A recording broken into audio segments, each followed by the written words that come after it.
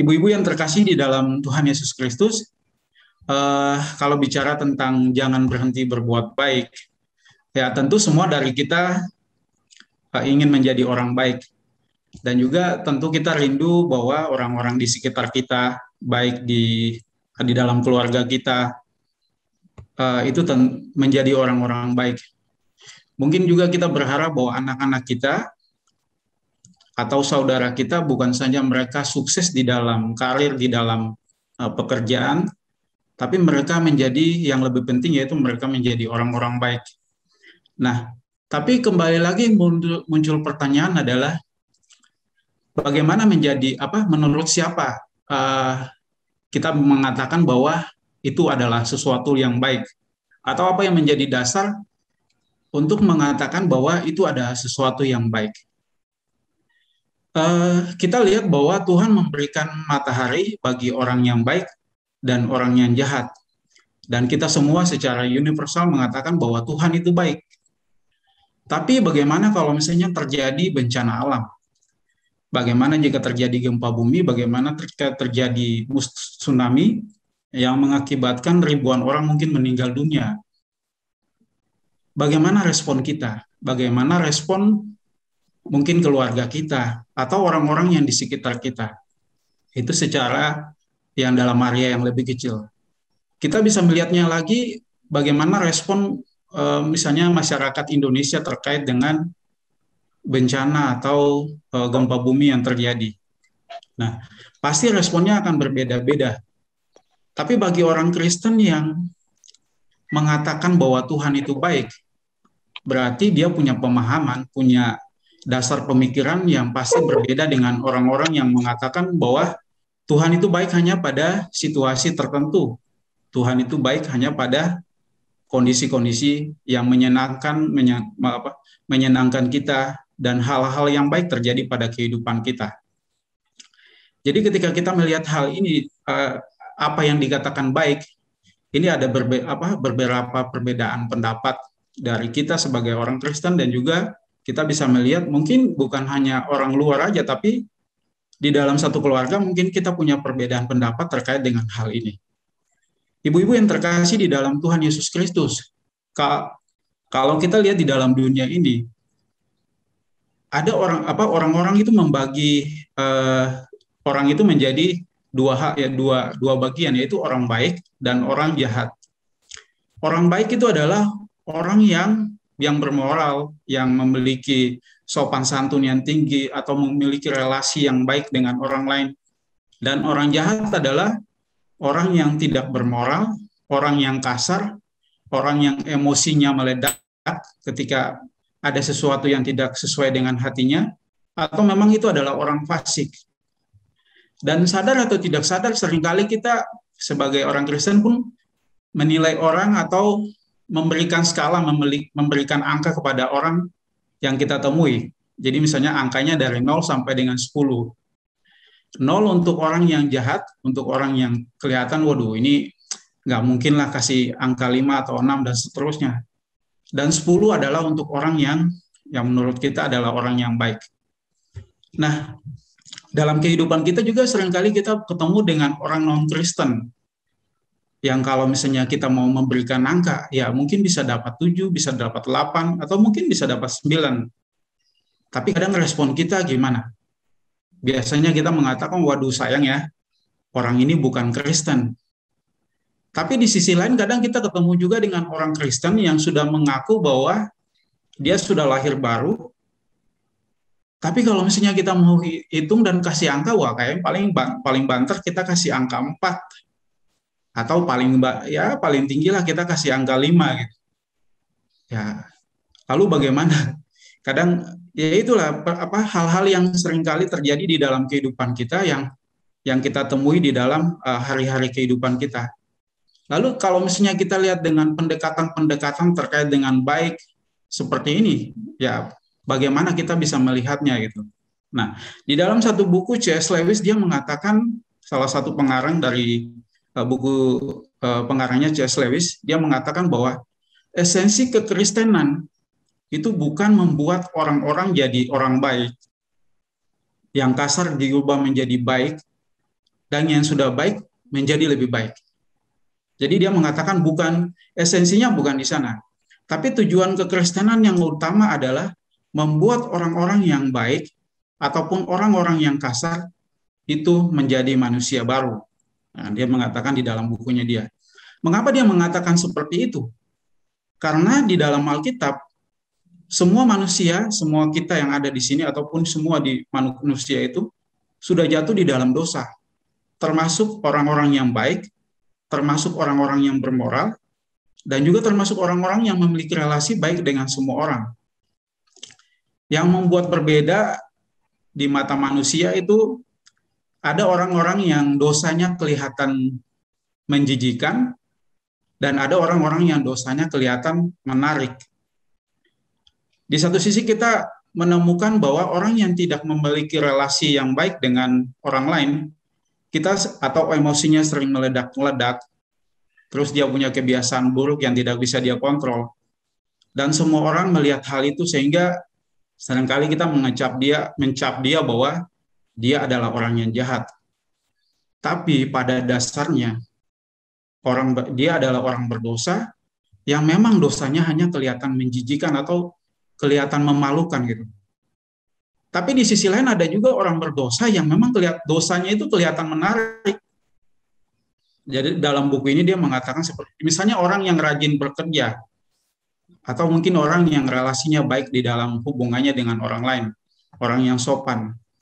Dia mengatakan bahwa mereka itu juga adalah orang-orang berdosa, tapi dosanya kelihatan mengagumkan. Saya misalnya ambil contoh, dia mengambil contoh misalnya orang yang bekerja keras, orang pekerja keras, workaholic gitu loh. Dia bisa meninggalkan anak istrinya demi pekerjaannya. Dan perusahaan-perusahaan besar pasti akan cari orang-orang yang seperti ini. Mereka mencari orang-orang yang memiliki loyalitas yang tinggi. Tapi dia mengatakan bahwa mereka pun adalah orang-orang berdosa, tapi dosanya itu kelihatan mengagumkan, kelihatan menarik. Dan dia mengatakan bahwa orang-orang ini sudah belajar bahwa dosa apa aja yang tidak menjijikan di mata masyarakat gitu loh. Jadi dia mengatakan bahwa kita semua adalah manusia berdosa, cuma dosanya itu ya ada yang kelihatan menjijikan dan ada yang kelihatan menarik, yang mungkin secara pemandangan kita bahwa ya itu mungkin nggak dosa gitu. Tapi sesungguhnya kita adalah manusia berdosa. Nah, ibu-ibu yang terkasih di dalam Tuhan Yesus Kristus, dari apa yang saya sampaikan di atas, kita menyadari bahwa bukan hanya orang yang berbuat baik, bagaimana kita terus melakukan kebaikan, tapi yang menjadi penting adalah menjadi orang Kristen yang terus bertumbuh dan bertumbuh.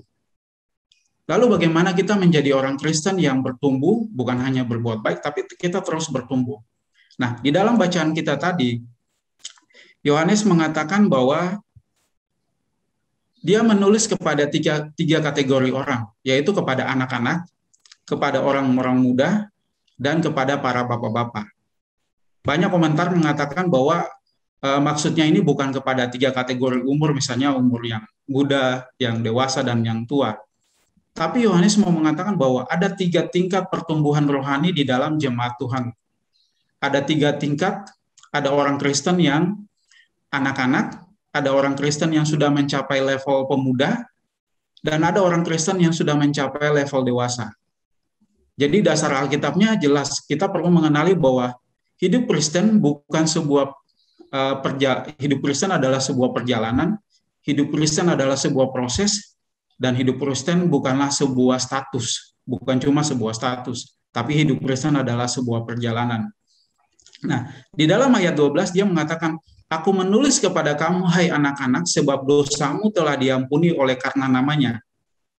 Mengapa Yohanes mengatakan seperti ini, atau dia menulis seperti ini? Karena saya rasa karena ini adalah pelajaran yang paling awal di dalam kehidupan Kristen. Kalau kita tidak mengerti hal ini, maka kita tidak akan pernah keluar dari tahap anak-anak. Banyak dari umat Tuhan mungkin ya kadang kita bilang masih kekanak-kanakan. Ya di dalam hal spiritualnya, karena dia tidak bisa melewati tahap tersebut dan memasuki di tahap pemuda dan menjadi tahap dewasa. karena dia tidak menyadari dan tidak mengerti bahwa dosanya itu telah diampuni oleh Tuhan. Tapi mungkin kita bertanya-tanya, apa susahnya pelajaran sehingga orang banyak yang mandek di level anak-anak? Bukannya semua orang tahu bahwa Tuhan mengasihi mereka, bukannya semua orang tahu bahwa Tuhan mengampuni mereka, dan Tuhan telah mengutus anaknya yang tunggal untuk mati di kayu salib dan sebagainya. Tapi kenyataannya tidak begitu, karena kalau misalnya kita lihat begitu gampang, tapi di dalam gereja seringkali kita menemukan bahwa masih banyak orang yang kelihatan sakit hati terhadap gereja atau terhadap temannya, sehingga ya kadang nggak mau ke gereja dan lain-lain. Menjadi anak-anak berarti kita perlu pertolongan daripada orang lain. Menjadi anak-anak berarti kita harus mendapat bantuan dari orang-orang yang mungkin lebih baik imannya daripada kita. Dan juga menjadi anak-anak berarti kita harus bergantung kepada firman Tuhan dan juga kepada gereja, tempat kita beribadah, tempat kita melayani, tempat kita bertumbuh. Jadi anak-anak itu selalu sikapnya itu tidak, misalnya ya saya tidak suka yang ini, saya sukanya yang itu. Ya kadang anak-anak rohani pun sama. Saya nggak senang gereja di gereja yang kayak gini. Saya maunya gereja di tempat yang kayak gini. Saya nggak suka orang Kristen yang tipenya kayak gini. Saya maunya tipenya yang kayak gitu. Nah, ini semuanya masih di level anak-anak. Jadi tipe penilaian-penilaian semuanya itu kadang ya nggak ada artinya, karena yang menilai adalah anak-anak. Selain itu, anak-anak itu tidak stabil. Jadi anak kecil itu kalau misalnya menangis nggak karuan, terus ketika ditanya mau es krim mbak, mau es krim nggak, langsung air matanya tuh langsung hilang, ya entah terserah kemana. Karena mereka itu masih dangkal dan mereka itu nggak stabil. Air mata mereka itu gampang keluar dan juga gampang hilang karena duka citanya mereka itu dangkal, sukacita mereka pun sama. Mereka bisa senang di satu momen lalu nangis di momen berikutnya, yaitu karena mereka tidak stabil. Dan itulah anak-anak. Nah, tahap yang kedua yang ingin saya mau katakan bahwa adalah tahap orang-orang muda. Yohanes mengatakan bahwa aku menulis kepada kamu, hai orang-orang muda, karena kamu kuat dan firman Allah diam di dalam kamu, dan kamu telah mengalahkan yang jahat. Kembali kita bisa menarik paralel antara pertumbuhan spiritual dan pertumbuhan biologis. Terhadap anak-anak kecil, kita pasti tidak akan menyuruh mereka untuk menyeberang jalan sendirian. Anak kecil misalnya umur 4 tahun, kita tidak mungkin kasih tiket pesawat ke mereka, terus suruh mereka ke bandara untuk pergi ke suatu tempat. Kita pasti akan pegang tangan mereka, sehingga mereka merasakan kenyamanan dan juga kehadiran kita. Tetapi cepat atau lambat, hal ini tidak bisa kita lakukan lagi ketika mereka sudah mulai berumur belasan atau menjadi remaja. Dan sudah pasti kita tidak akan melakukan itu ketika mereka sudah mencapai umur usia di kepala 2. Jadi proses pertumbuhannya itu dari anak-anak ke pemuda berarti ada sesuatu titik ketika kita harus membiarkan mereka untuk menyeberang tanpa bantuan kita. Ketika kita membiarkan mereka untuk melakukan sesuatu tanpa bantuan kita. Nah, ini paralelnya dengan pertumbuhan spiritual.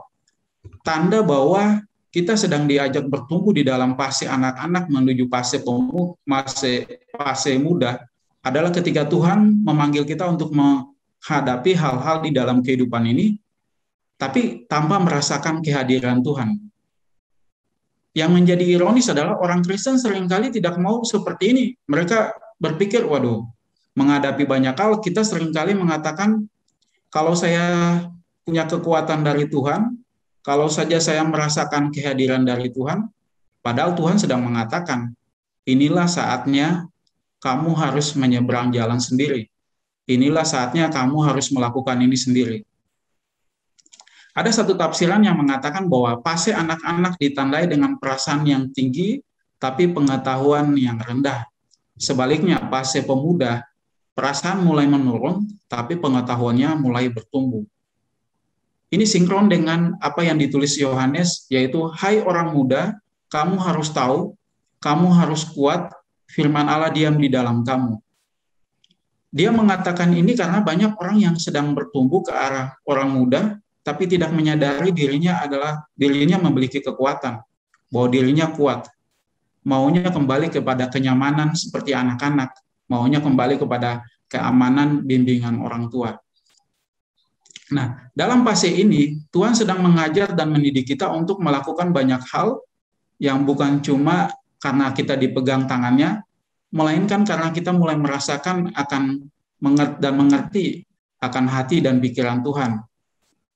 Tapi kadang kita mungkin berpikir terbalik. Bukannya kalau misalnya saya menyeberang jalan sendiri, saya melakukan sesuatu sendiri, itu artinya belajar independen atau belajar terpisah dari Tuhan? Tapi di sini dia mengatakan tidak. Justru lebih bergantung kepada Tuhan. Lalu bagaimana caranya? Karena inilah saatnya kita benar-benar bergantung kepada Tuhan, firman Tuhan, dan juga pengajaran Tuhan. Bukan lagi kepada perasaan mengenai perasaan kita mengenai Tuhan. Dan ini menjadi sesuatu hal yang berbeda. Contoh sederhananya seperti ini. Ketika anak kecil bisa melakukan sesuatu hal sendirian, mereka sebenarnya tidak benar-benar melakukannya sendiri. Waktu seorang anak misalnya memegang dan memakai sendok sendiri, itu bukan berarti bahwa dia sudah menemukan cara yang orisinil dari dirinya, bahwa dia bisa menemukan cara untuk memegang sendok. Cara dia memegang sendok ataupun itu pasti sama persis dengan orang tuanya. Jadi sebenarnya yang dia lakukan itu bukan karena dia menemukan dirinya sendiri, tapi dia melakukan itu karena dia sudah melihat contoh daripada orang tuanya, setidaknya mengenai masalah pegang sendok tadi. Nah, orang tua yang sudah berhasil menurunkan bagian itu kepada anak-anaknya itu adalah satu proses yang dia lakukan sehingga anak itu bisa mulai mandiri. Nah, ibu-ibu yang terkasih di dalam Tuhan Yesus Kristus, tapi ini bukan suatu yang kita mengatakan bahwa ya dia terlepas dari orang. Bukan seperti itu. Jadi dia tetap bergantung penuh kepada Tuhan, tapi dia sudah menemukan bahwa oh ya prosesnya kayak gini. Dan itu dia lihat dari orang tuanya. Nah, tahap yang ketiga adalah tahap para bapa. Jadi Yohanes mengatakan, aku menulis kepada kamu, hai bapak-bapak, karena kamu mengenal dia yang ada dari mulanya. Ini adalah tahap yang paling akhir dan tahap yang paling advance di dalam kekristenan. Bahwa mereka mengenal Tuhan yang ada dari mulanya, dan umat Tuhan yang paling dewasa adalah mereka yang terus bersekutu dengan Tuhan, menyediakan waktu untuk bersekutu dengan Tuhan, dan mengenal Tuhan, memiliki relasi yang mendalam dengan Tuhan. Tuhan membentuk mereka dari waktu ke waktu. Sekali lagi, kita bisa menarik paralel antara kedewasaan spiritual dan juga kedewasaan secara fisik atau biologis. Nah, tahap ini adalah tahap yang sudah melewati musim-musim, tahap yang sudah melewati banyak hal. Ini berarti bahwa orang-orang yang sudah dewasa tahu bahwa ada musim buahnya banyak, ada musim bunga bermekaran, tapi dia juga tahu bahwa ada musim hujan, bahwa ada musim kemarau. Orang yang dewasa dia sudah mengerti musim. Jadi dia bisa membaca musim seperti misalnya musimnya ini apa. Mereka ya nggak dikejutkan dengan misalnya datangnya banjir, datangnya badai, datangnya salju ataupun hal yang lain. Karena mereka udah tahu musimnya. Jadi ketika banjir terjadi mereka pikir ya udah ini bulan Januari misalnya. Jadi ini ketika terjadi pergumulan di dalam kehidupan, wah ini ya mungkin dari Tuhan sudah mengizinkan ini terjadi di dalam kehidupan kita, ya kita harus melewati ini dan kita harus tetap bersandar kepada Tuhan. Jadi mereka udah tahu bahwa prosesnya itu ada. Jadi ada musimnya, nggak mungkin dalam kehidupan kita ya hujan terus, panas terus selamanya. Jadi di dalam kehidupan kita ya sudah ada, kalau misalnya bahasanya ini udah ada order of creation, jadi udah dikasih musim hujan, musim panas. Jadi nggak ada satu musim yang itu berjalan terus, enggak. Jadi itulah proses pembentukan Tuhan yang Tuhan berikan kepada kita. Nah, ibu-ibu yang terkasih di dalam Tuhan Yesus Kristus, orang yang dewasa secara rohani pun memiliki hal yang sama. Mereka mengenal Tuhan ketika Tuhan mengirim badai, yang tadi saya katakan, ketika Tuhan memberikan bunga dan buah, Mereka juga tidak kaget, tua tidak ada bunga, mereka pun tidak kaget. Mereka tidak marah-marah kepada Tuhan, kenapa harus terjadi kayak gini, kenapa misalnya panennya tidak berhasil. Tapi mereka mulai menyadari bahwa ini adalah suatu proses yang Tuhan izinkan, yang harus mereka lewati di dalam pertolongan dan bimbingan Tuhan. Nah, saudara ibu-ibu yang terkasih di dalam Tuhan Yesus Kristus, itu adalah 3 tahap pertumbuhan di dalam tulisan Yohanes yang kita bahas di siang hari ini. Dan kita tadi saya menjelaskan lebih banyak kepada tahap anak-anak dibandingkan dengan tahap orang muda dan juga tahap orang dewasa. Karena secara data, kalau kita mau lihat bahwa orang-orang yang dewasa itu makin sedikit, maksudnya sedikit di dalam kehidupan kita gitu. Tapi seringkali kita melihat bahwa gereja itu dipenuhi dengan orang-orang yang, ya kalau mau dibilang bayi rohani, yang masih kekanak-kanakan, masih dalam fase anak-anak, yang perlu untuk bertumbuh keluar dari fase tersebut kepada fase pemuda dan seterusnya. Lalu pertanyaannya kepada kita adalah, apakah kita mengenal diri kita, ataukah kita tidak mengenal diri kita? Pertanyaannya adalah, apakah kita bisa melihat pertumbuhan itu di dalam kehidupan kita selama ini? Atau kita justru merasa mandek di posisi atau di tahap anak-anak, dan kita tidak bisa bertumbuh kepada tahap yang selanjutnya. Lalu kita bertanya, kenapa saya bisa gagal, atau mungkin ada hal apa yang saya tidak mengerti sehingga saya tidak bisa bertumbuh seperti yang Tuhan kehendaki. Ibu-ibu yang terkasih di dalam Tuhan Yesus Kristus, melalui khotbah ini kita belajar memulai hari dengan sesuatu sikap yang rendah hati. Kerendahan hati di dalam kekristenan bukanlah sikap merendah. Kerendahan hati datang melalui menyadari atau datang melalui tahu diri kita. Pendeta Ivan Kristiono di dalam satu khotbahnya, dia mengatakan bahwa kerendahan hati orang Kristen mulainya dari halaman pertama Alkitab. Karena dari situ kita langsung tahu siapa diri kita. Kita ini debu tanah, bukan tanah, melainkan debunya tanah. Itulah kita. Jadi tidak ada kemungkinan untuk orang Kristen tidak rendah hati. Kalau dia tahu diri, pasti dia akan rendah hati. Itu yang dikatakan oleh pendeta Ivan Kristiono. Itu sebabnya kenalilah siapa diri kita, kenalilah diri kita seperti apa, kenalilah bahwa kita semua tidak ada yang mau mengakui bahwa saya ini masih bayi rohani, bahwa saya ini masih kekanak-kanakan, dan akuilah bahwa kita ini menghadapi realita bahwa yang namanya kekanak-kanakan itu memang sesuatu hal yang memang tidak mungkin kita ngakuin di depan orang, tapi seringkali yang kita lihat di dalam kehidupan kita, seringkali banyak hal yang seperti itu, banyak orang-orang yang masih di dalam tahap anak-anak.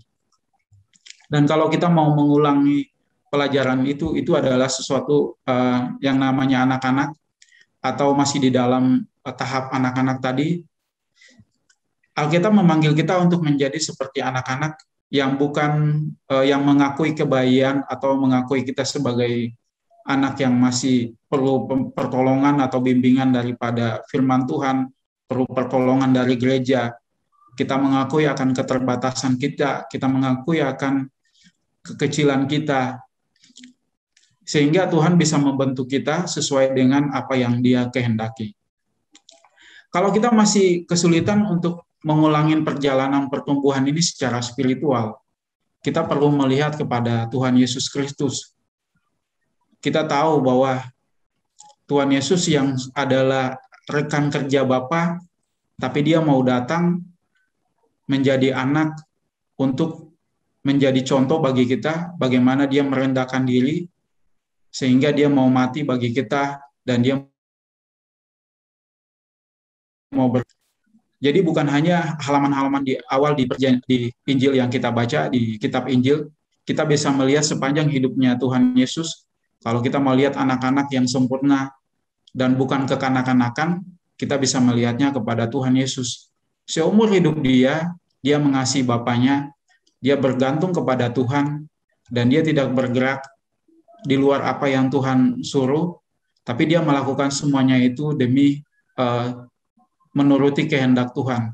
Nah, melalui ini kita kiranya boleh menjadi anak-anak Tuhan yang lahir baru dan terus bertumbuh di dalam kedewasaan iman kita kepada Tuhan Yesus. Terima kasih. Mari kita berdoa.